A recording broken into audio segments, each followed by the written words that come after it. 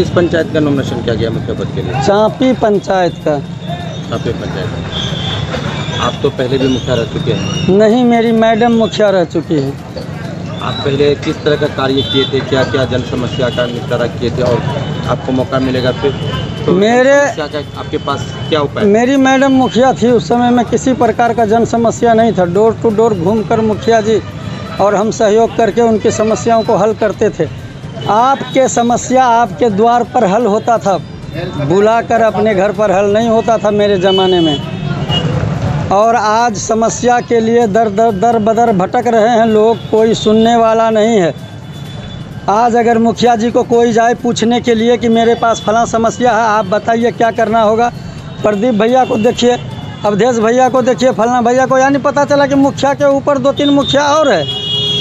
हम जिसको मुखिया बनाते हैं, पब्लिक जिसको मुखिया बनाती है, तो वो दूसरे के पास भेज रहा है, मालूम होता है उससे भी ऊपर कोई मुखिया है। इस प्रथा को, दलाली प्रथा को और दूसरे के यहाँ भेजने के प्रथा को, और ये समाज में जो ये एक तरह का दलाली प्रथा हो गया है और चारों तरफ से लोग दलाल टूट पड़े हैं, उस दलाली प्रथा पहले 10 साल में नहीं था और आगे भी नहीं रहेगा। अगर आप जीत जाते हैं तो पहली प्राथमिकता आपका क्या रहेगा विकास के लिए? हम पूछ रहे हैं। विकास ही प्राथमिकता होगी। दबे कुचले हुए लोगों को न्याय दिलाना ही प्राथमिकता होगी। जिन लोगों का नाम इंदिरा आवास में काट दिया गया है, उनको इंदिरा आवास दिलवाना प्राथमिकता होगी। सरकार का पत्र का अवहेलना करते हुए इंदिरा आवास के छूटे हुए लाभुकों का नाम नहीं जोड़ा गया है, उनके नाम जोड़ने पर प्राथमिकता होगी। पंचायत में दलाल घुस गया है, दलाल को बाहर निकालकर फेंकने की प्राथमिकता होगी। अच्छा, अब की बार अच्छा मौका मिला, जैसे 7 निश्चय जैसा योजना, मनरेगा, और फिर भी देखा जा रहा है मनरेगा तो घोटाले का योजना बन चुका है श्रीमान। मनरेगा को इसने घोटाले का योजना बन चुका है। जिसको नहीं मालूम है जाकर मेरे पंचायत में पता कर लीजिए। किस तरह का कार्य हुआ आपके पंचायत में? 7 निश्चय योजना में काम कम, लूट खसोट ज़्यादा हुआ है। जल नल योजना कार्य पूरा? जल नल तो कहीं है ही नहीं। जल नल सरकार का इतना बढ़िया योजना है, स्वच्छ जल। ये मुखिया जी हैं कि स्वच्छ जल पीने से रोक रहे हैं लोगों को, स्वच्छ जल मुहैया करने से रोक रहे हैं, उनके खिलाफ बोल नहीं रहे हैं, लिख नहीं रहे हैं।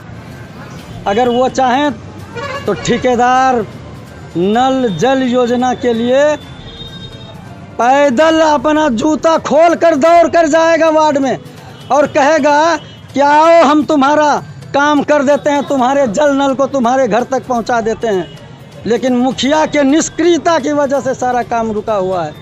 एक भी जल नल योजना का काम किसी वार्ड, किसी घर में नहीं चल रहा है। सरकार की सारे पैसे को बर्बाद कर दिया गया है। ये कूड़ादान लगाने का जो काम किया है भैया, कूड़ादान, जब कूड़ा फेंकने का व्यवस्था आपके पास नहीं है तो कूड़ादान लगाए क्यों? साफ सुथरे जगह को आप कूड़ादान में डाल करके गंदगी को और उसमें कीड़ा मकोड़ा परवाए, फिर उससे गंदगी फैलेगी, बीमारी फैलेगी। जब निवारण नहीं है तो उसको लगाए क्यों? सिर्फ और सिर्फ पैसे कमाने के लिए, पीसी बटोरने के लिए, बस, और कुछ नहीं। अच्छा, मैं जीतूंगा तो सबका पर्दाफाश करूंगा, सारी भ्रष्टाचार को उजागर कर दूंगा।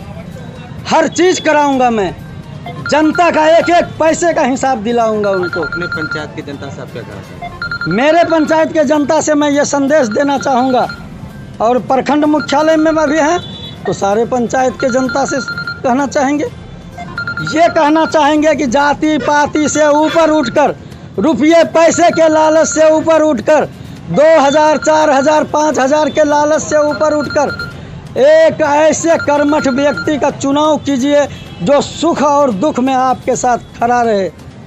ऐसे व्यक्ति का नहीं जिनके पीछे दलाल खड़ा रहे और जो आपके काम को करे नहीं, जो आपके समस्या को समझे नहीं, जो आपके दर्द को समझे नहीं, ऐसे को उखाड़ करके जड़ बुनियाद से फेंक दीजिए। अच्छा, आप अपना पंचायत नाम? मैं चांपी पंचायत से हूँ। मेरा नाम मोहम्मद नसीमुद्दीन है। गांव सकरेल है, प्रखंड डगरुआ है।